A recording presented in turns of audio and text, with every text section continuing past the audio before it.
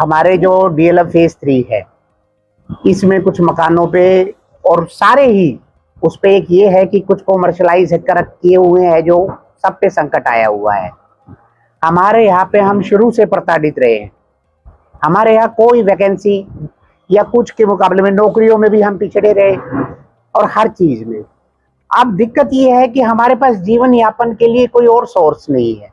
जो सोर्स है वो ये किराए का है, और डीएलएफ अब ये चाहती है कि ये खाली हो जाए। देखिए, सरहोल बुलेडा मारुति ने इनकी जमीनें एक्वायर की, तो उन्होंने जीवन यापन के लिए हर घर से एक एक आदमी को नौकरी भी दी और फिर एडॉप्शन भी किया कि वहां पे रोड भी बनवाए। आज भी जो सरहोल स्कूल है वो मारुति ने एडॉप्शन पे लिया हुआ है, जिसमें खर्चा भी लगा रहे हैं, रोड, पानी, काफी सुविधाएं मुहैया कराई। अब मैं ये चाह रहा था कि डीएलएफ है, अगर चलिए कुछ कर नहीं सकते तो कम से कम जिस हिसाब से हम अपना जीवन यापन कर रहे हैं और गुजारिश के लिए ही है, कुछ ऐसे हमारे भाई हैं, बुजुर्ग बैठे थे अभी वो वहां पे, जो पाकिस्तान से आए हुए हैं। पहले वो पाकिस्तान से आए, फिर यहाँ सेटल हुए, अब रिटायरमेंट होके अपने जीवन यापन के लिए वो मकान बनाए हुए हैं, जिनसे इनके खर्चा पानी और सब कुछ चल रहा है। और ना ही ये कोई पार्टी विशेष की या हमें कोई ऐसा कि बीजेपी से हमारा कोई रंजिश है या किसी पार्टी विशेष से कोई ऐसा है। हम तो आप लोगों के थ्रू एक इनसे रिक्वेस्ट कर रहे हैं, जब हुड्डा डिपार्टमेंट में 23 बार अमिटमेंट हो चुका, तो एक 24वीं बार छोटा सा अमिटमेंट होगा कि जो ये है, ठीक है, स्टील +4 वाला है, और अगर किसी ने थोड़ा बहुत फालतू बना लिया है तो उससे कॉमर्शियल या जो आपका चार्ज बनता है आप उसको पे करने के लिए भी हम एग्री है, क्योंकि ये सबसे पीसफुल एरिया है। हम किसी भी चीज का हेजिटेशन या रोड पे तब आते हैं जब बहुत ज्यादा मजबूरी हो जाए। तो मेरा तो यही अनुरोध है प्रशासन से भी, यहाँ के विधायक जी से भी, हमारे मंत्री है, उनकी कार्यशैली जो है बहुत अच्छी है, हमें कोई नहीं, क्योंकि वो जिस चीज की हाँ भरते हैं तो वो करवाते भी है।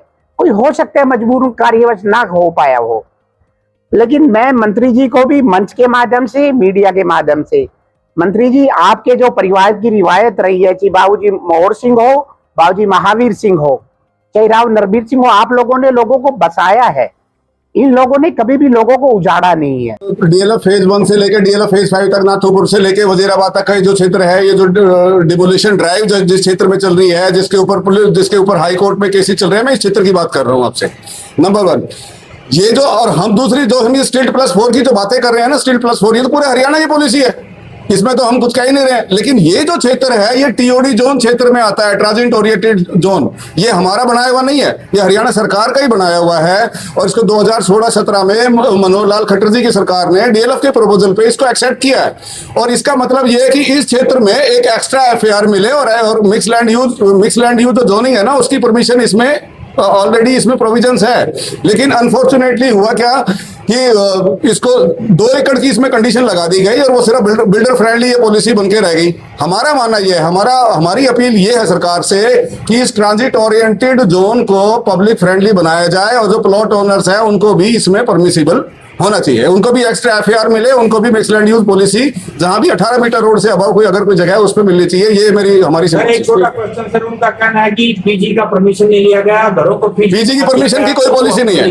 बिल्कुल ठीक कह रहे हैं, आपकी बात बिल्कुल ठीक है सर। और दूसरी हमारी डिमांड ये है कि पीजी की हरियाणा में कोई भी पॉलिसी नहीं है, इवन चंडीगढ़ में भी है, बराबर के स्टेट हमारे राजस्थान में भी पीजी की पॉलिसी है, और नॉट ओनली राजस्थान, पूरे इंडिया में, पूरे भारत में 20 स्टेट में पीजी की पॉलिसी है। लेकिन गुड़गांव इतना भागा है कि यहाँ पे पीजी की पॉलिसी के लिए कोई भी अभी तक। जी आप क्या कि जो भी तोड़फोड़ चल रही है, ये सरकार और इन मंत्रियों की शह पे ही चल रही है। अगर सरकार चाहे तो इसको रुकवा सकती है। सुप्रीम कोर्ट की जो दुहाई दी जा रही है, सुप्रीम कोर्ट भी इस व्यवस्था से बाहर नहीं है।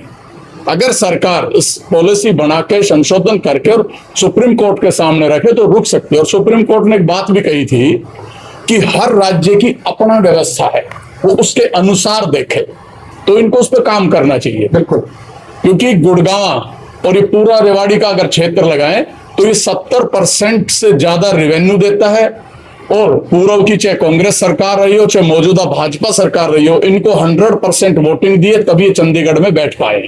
और ये भेदभाव हमारे साथ हो रहा है, हमें उजाड़ा जा रहा है। जो सदियों से गांव बसे हुए हैं उनको उजाड़ने का काम किया जा रहा है।